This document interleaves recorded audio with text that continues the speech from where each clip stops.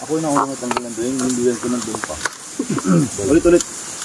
Guys, ito yung luto ngayon sa buo. Ngayon Luto sa buo? Ito yung resulta. Kaya, perfect. Ang resulta? Kakain na tayo. Kaya ano nang tawag din dyan? Buho sa punso. Yan guys, almusal. Ito na yan, nakaperform na. Ay, galing ah! Kaya may sinag sa mantikilya.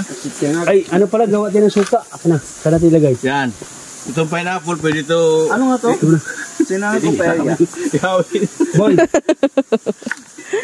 Kailangan na. di, maglagay tayo ng suka sa sasawan niya, no? Dito, sasawan ako dito. Ay, suka tayo. Pila-pila yan, buki yan eh. Kakaganto yan oh. Kasi... Go! Ay, sorry. Okay.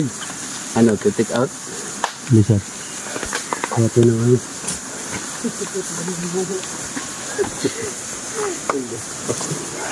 Magutok ba? Budin kayo din yan.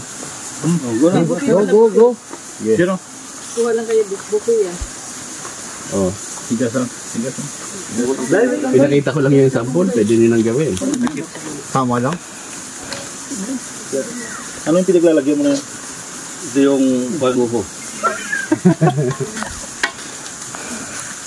Anong tawag dito? Ito yung katawan ng punong saging. Ah, katawan ng punong saging. Ah, pwede pag yung plato yan. Gagawin natin ito ginagawa natin. Ayun nga po yung purpose niya.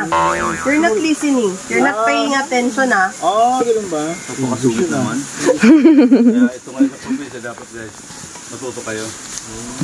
Natuto na kami, Bert. Tama ka na.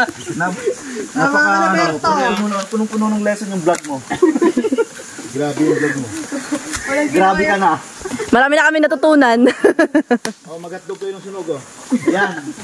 Ang hindi kumain ng hotdog na tunog. Wala lang. Hindi kumain. Oh, tutong na po ito.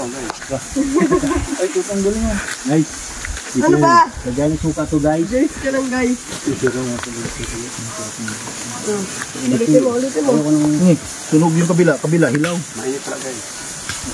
Hilaw. Hotdog? Sunog.